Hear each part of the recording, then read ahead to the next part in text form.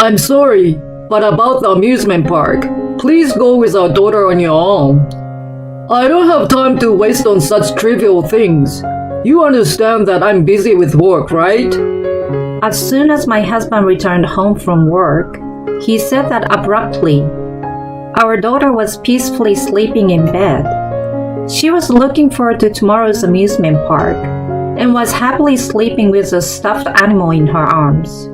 Dad's been busy working all week, so we can finally go hang out together. As I recalled the joyful expression on her face, a slight anger started to well up towards my husband. What do you mean by trivial things? You neglected family for so long, broke your promise, and that's all you have to say?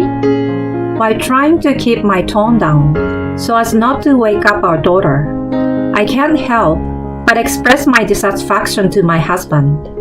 Surely he will understand. If I go this far, he should at least say something like I'm sorry or can I rearrange my work? And if that's not possible, he should offer to make it up somehow. I thought he would at least give me words of consideration like that, but I'm on a business trip on short notice, so I don't have a choice. The wife of a section chief or department head would understand that much. That's why I can't get promoted.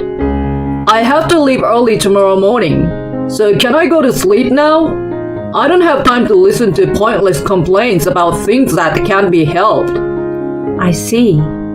Surely, what my husband said is right. Thanks to him, we can live a comfortable life without any inconvenience.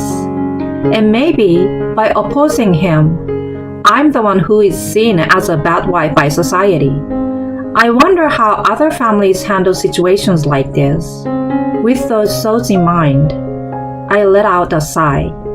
Before hearing my response, my husband went to the bedroom. Left behind, I decided that I would behave cheerfully and energetically tomorrow so as not to make our daughter feel lonely. However, little did I know that my determination would lead to an unexpected and disastrous situation later on. My name is Luna, and I'm 36 years old. I live with my husband Anthony, who is 2 years younger than me, and our daughter Claire, who is in her final year of kindergarten. Anthony works at a well-established local company, while I work part-time at a large neighborhood bookstore surrounded by my beloved books. Anthony and I got married as childhood friends. We became neighbors when my parents moved in across the street from the house Anthony originally lived in. Since then, our families have truly had a close relationship, just like one big extended family. So I never thought that we would end up getting married and becoming relatives in the future. The turning point came when I left home to attend university. At that time, I couldn't see the familiar face that I had taken for granted every day, and I felt a sense of loneliness. That was when we finally realized that we were in love with each other. Even though it was a bit embarrassing transitioning from being close friends who would sometimes argue to becoming romantic partners. Since we knew each other's strengths and weaknesses, our marriage was based on a deep understanding of each other. So there was no disillusionment after getting married. Our parents also had a good relationship with each other, so we didn't have to worry about our relationship with our in-laws. Anthony was also very kind to me. When we were childhood friends, we would sometimes exchange harsh words and argue with each other, but after we became a married couple, we were in a reasonably loving mood, and we were able to have a child without incident. We truly lived happy days. Anthony's behavior changed around the time Claire was born. At first, Anthony genuinely adored Claire. However, as we started to revolve our lives around Claire, with both me and my parents-in-law focusing on her, Anthony started to sulk. He began complaining like a child, saying, "Always busy with the child and never paying attention to me." It's nothing more than him expressing, "I want to be the most important to you." That's Anthony's way of seeking attention. At first, I thought his neediness was cute. However, I started to feel my heart growing colder towards my husband, who would become upset if he wasn't prioritized over the child. He never made an effort to participate in child rearing, and even when we spent time together at home or went out as a family, he showed no interest in caring for Claire. He didn't help with household chores and was constantly glued to his smartphone. When it came to Claire, "Let's play together! Daddy, pick me up!" Even when she spoke to him, he would respond, but never took his eyes off his smartphone, completely ignoring Claire. And Anthony had another troubling point. Due to his belief that he should be the most important, Anthony had an unusually high level of pride. He has a strong liking for acquiring and wearing expensive items to fulfill his self-esteem. It's troublesome when he makes purchases that are beyond his income. But there was also this incident. It happened when Claire was around 3 years old.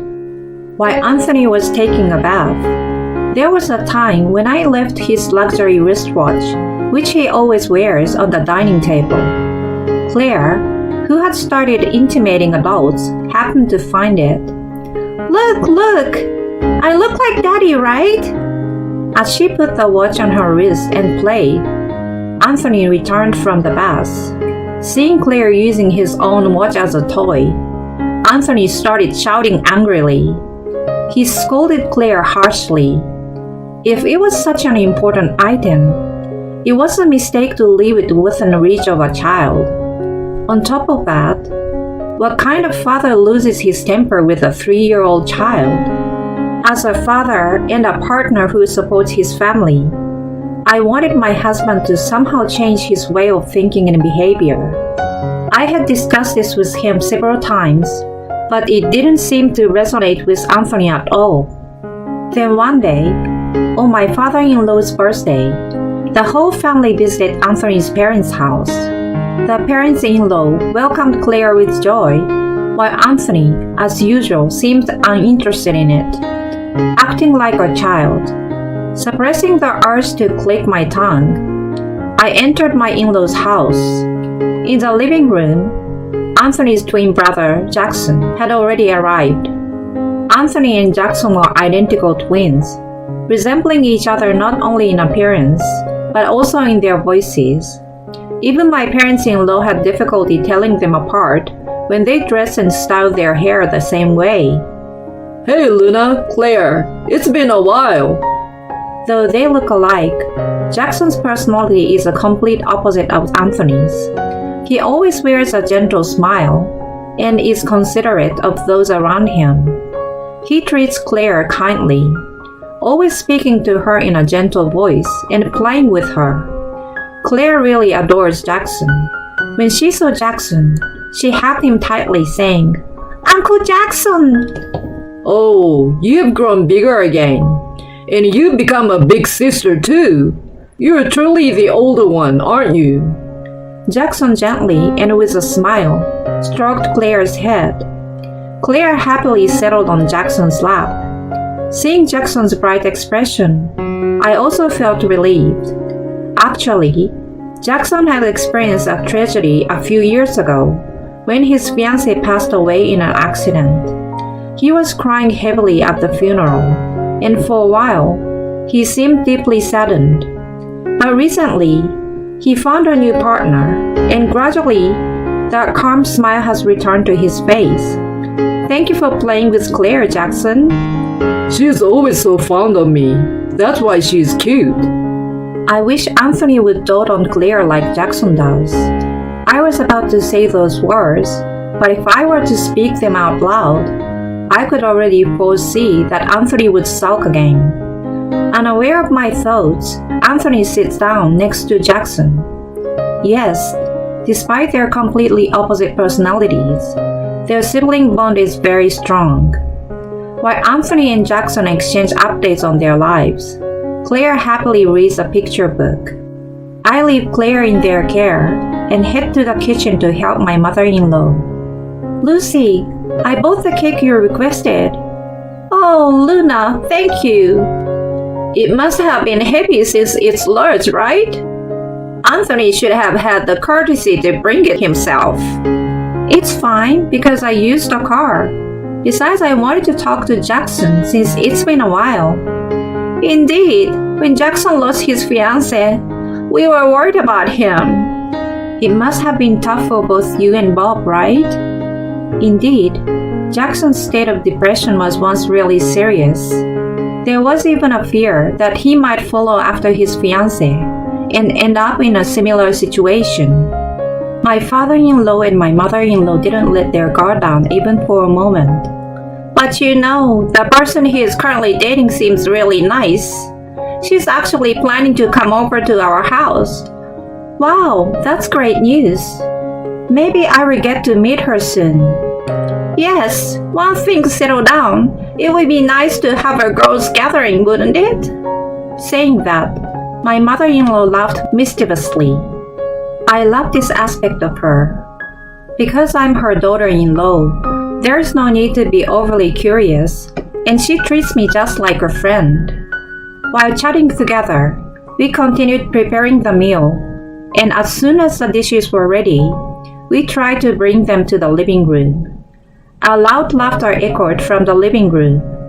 It seems that they were getting excited and engrossed in a discussion about Jackson's new partner. I heard, Jackson, you've got a new girlfriend? Well, something like that. What kind of person is she? Don't you have any photos or anything? We've actually planned for her to come over to my place. So once that's done, I will introduce her to you, Anthony. Don't keep me in suspense. How did you two meet anyway? Well, that's... Why he looks embarrassed. I'm sure it's not an unpleasant topic for Jackson either. Through Anthony's persistent and probing questioning, Jackson started to share more and more about their getting to know each other's stories and funny anecdotes. Jackson himself must be filled with happiness. Jackson's father genuinely seems delighted to hear about it. I had the impression that Jackson's father, too, was welcoming the new person who was supporting Jackson and playing a role in his life. All right, the dishes are ready. We'll start bringing them over. So I'd appreciate it if you could help too. Upon hearing that, it was Jackson who quickly got up, while Anthony lazily rose, being pulled up by Claire. Oh, that was delicious. Thanks to your mother and Luna as well. Thank you for the wonderful meal. Well then, shall we have cake now? Huh? We just finished eating. It's fine, isn't it? Come on, please help gather the plates. With a cheerful voice of my mother-in-law, the men stacked the dinner plates and cleared the table while she brought the cake. Anthony and Jackson excused themselves from the table, saying, We'll step outside for a smoke. Meanwhile, my father-in-law, my mother-in-law, and I casually chatted while cutting and enjoying the cake. Grandpa, please stay healthy forever. Oh, I'd like that. I want to see Claire in her wedding dress and even hold my great-grandchild. Oh my, you're getting ahead of yourself. Claire looked puzzled at the conversation between her grandparents. But indeed, such a future might arrive in about 20 years if it comes quickly. That's right. We want both of you to see Claire wearing a wedding dress. Please stay healthy for a long time. Oh my goodness, we still have to try our hardest. As the three of us laughed together, Anthony and Jackson returned. Jackson had a flyer in his hand. Hey Jackson, what's that? It was a flyer that Claire keenly noticed, and it turned out to be a brochure for an amusement park near my in-laws' house. It was a limited time event for the 10th anniversary of the park's opening, where residents of the city could enter for free and enjoy unlimited rides with a day pass. Look, can you see the Ferris wheel over there? They are inviting everyone who lives around here. Invitation? Can I go too? Claire's eyes sparkled. I want to go! I want to go! I want to go with Mommy and Daddy! Such a hassle. I gave Anthony a slight glare. Anthony quickly averted his eyes. Why not? Next Saturday seems to have good weather, so why not take Claire there once in a while? Jackson, nice assist! Claire became completely delighted by those words, and reluctantly, Anthony agreed to go to the amusement park next Saturday with everyone. It's really unacceptable to make such an obvious face of annoyance in front of the child, but Claire is so happy. Next week, he needs to fulfill his role as a father properly. I smiled with satisfaction. And so, on Friday night, the eve of the amusement park visit, Sorry, but the amusement park tomorrow won't work. as soon as Anthony returned home from work, he suddenly said those words. What do you mean? I have a sudden business trip, and I have to leave early tomorrow morning. I see. I wondered why he had to bring up a business trip so suddenly. But if it's work-related, there's nothing we can do about it. I have several negotiations to handle, so I probably won't be able to return until late tomorrow. I will have to stay overnight. Understood. I will talk to Claire about it. When I said that, Anthony seemed relieved and smiled.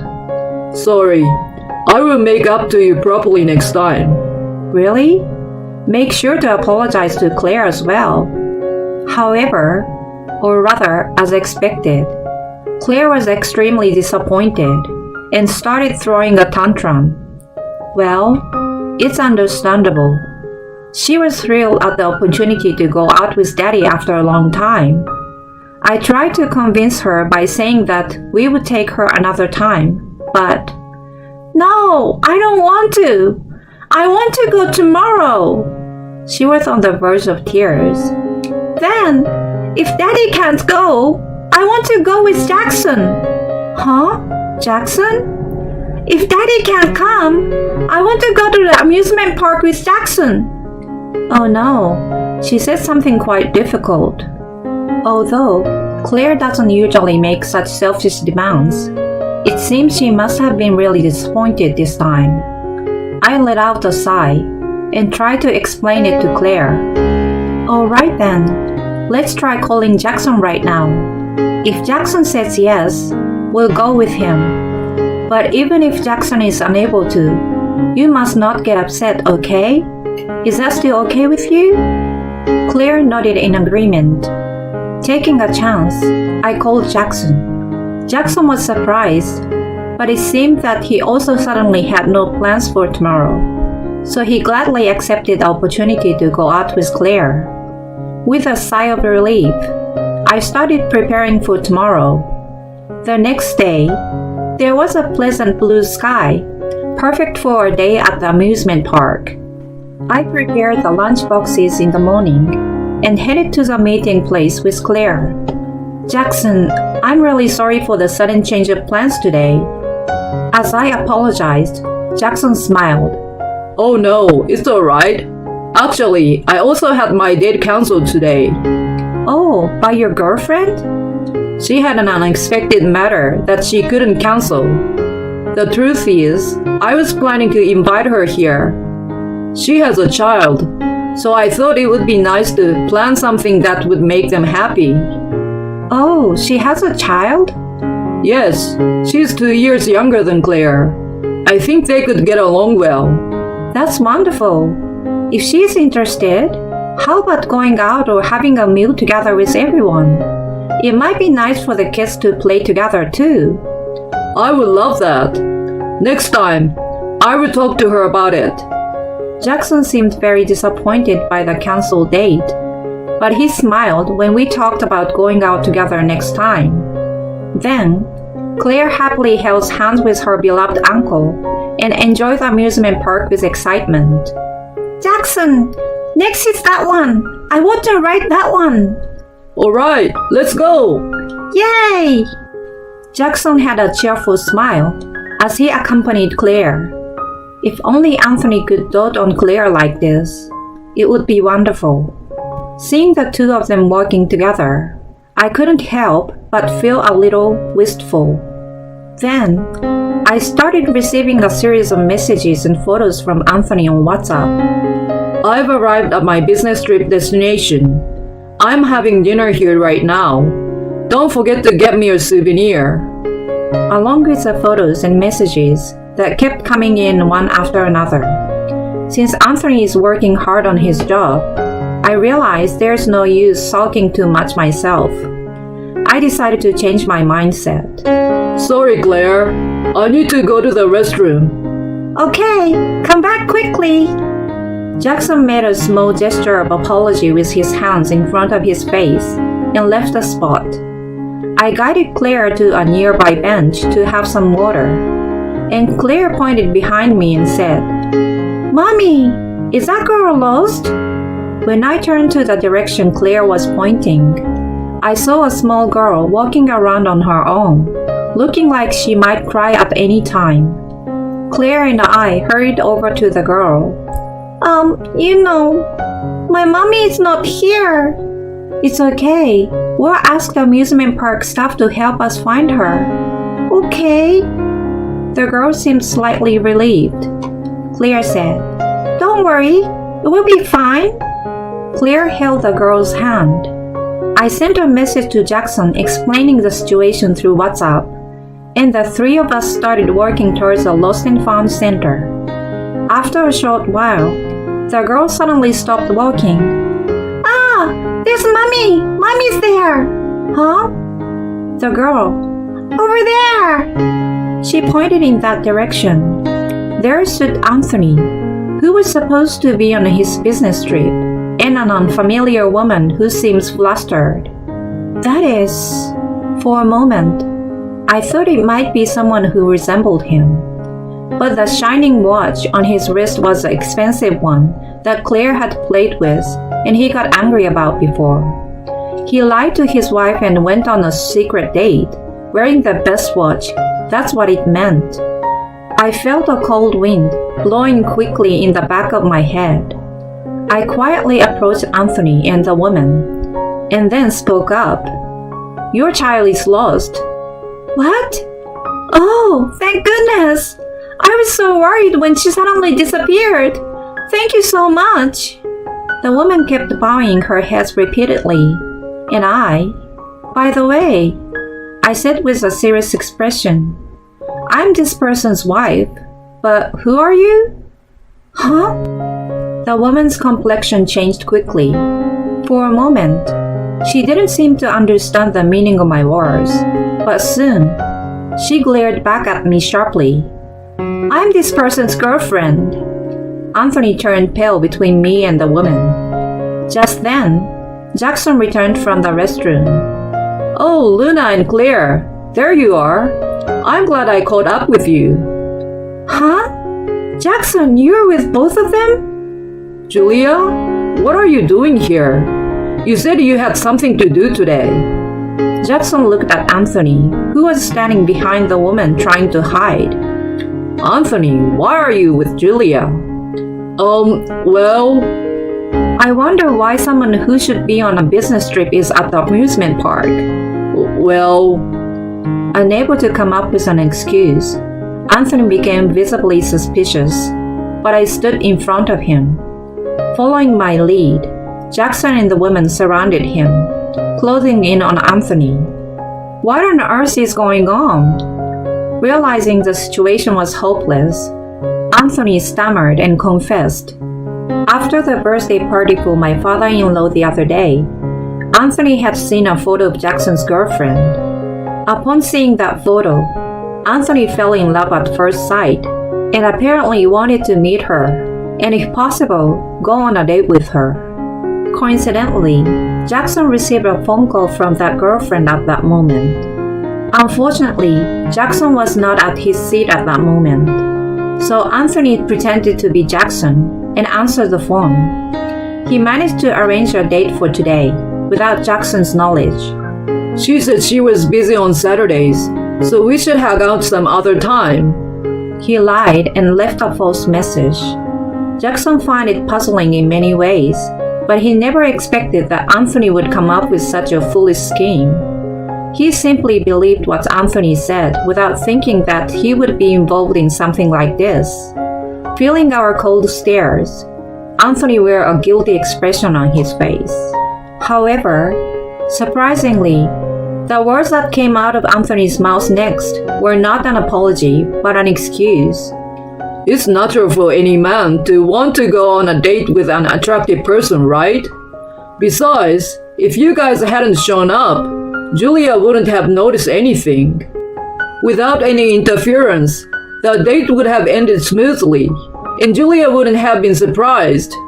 It's because you guys made a fuss that things got complicated. Yeah, that's right. The one at fault here is not me, but you guys who create a big commotion. The three of us were not just angry, but beyond that, we were also exasperated. Meanwhile, the onlookers were eagerly watching the unfolding situation with great interest. Anthony unleashed a barrage of words towards those around him. Hey, this isn't happening. I was too disappointed to think about what to do after that. Daddy, when you do something wrong, you say I'm sorry. Claire, who had been quietly by our side, said with a smile on her face. At that moment, everyone around burst into laughter. Even we couldn't help but be drawn into the laughter. Anthony, his pride wounded and his ears turning red, was about to say something in response, but then, "Hey Mom, that's right. Even my teacher at kindergarten said so." Exactly, dear. When you do something wrong, you say I'm sorry, right? That's right, just as your big sister said. By laughing, the woman and I glared at Anthony. Applause and cheers erupted from somewhere. Anthony, unable to bear the situation any longer, finally left us behind and ran away. Now, let's fast forward to the aftermath. First, I divorced Anthony. I had grown tired of him not helping with household chores or childcare, and this incident was the final straw. He acted solely on his own desires, told lies to cover up his actions, and even after everything came to light, he didn't apologize, but instead became defensive. I didn't need a father like him, no way. In front of Anthony, I thoroughly berated him for everything that had happened, and then I slammed the divorce papers on the table. I returned my parents' home with Claire. Of course, my parents fully supported my decision, and even my usually calm father-in-law and mother-in-law were furious this time. Even my mother-in-law, who usually brushes off most things with an "oh my," was furious and said, "What on earth are you doing when you have a precious wife and daughter?" My father-in-law declared, "Don't ever set foot in our house again." It seems that my father-in-law made a declaration of estrangement. Naturally, the relationship with Jackson was also severed, and Anthony struggled to manage household chores alone, resulting in the house becoming a mess. Additionally, it seems that someone from Anthony's company happened to be at the amusement park that day, and news of the incident quickly spread within the company. I can only imagine how uncomfortable Anthony must feel at work. 3 days after the incident, my father-in-law and my mother-in-law came to my parents' house together. They were in a bowing position, apologizing profusely. However, in the first place, this whole situation was Anthony's personal issue. For Claire, her love for her grandpa and grandma remains unchanged. They are beloved people who have taken care of me since I was little, and they hold a special place in my heart. Even after the incident, I visit my in-laws' house a few times a month, and they dote on Claire. After 6 months since the incident, Jackson and his girlfriend got married and happily started their life together as a family of 3. Of course, both Claire and my parents attended the wedding ceremony. The relationship between my in-laws, Jackson's family, myself, Claire, and my parents is great. We are planning a trip where everyone can be together. Claire absolutely adores her new cousin, a little girl. It looks like we have a new little sister. So cute! She expresses her joy enthusiastically. All is well in the world. It's another peaceful day.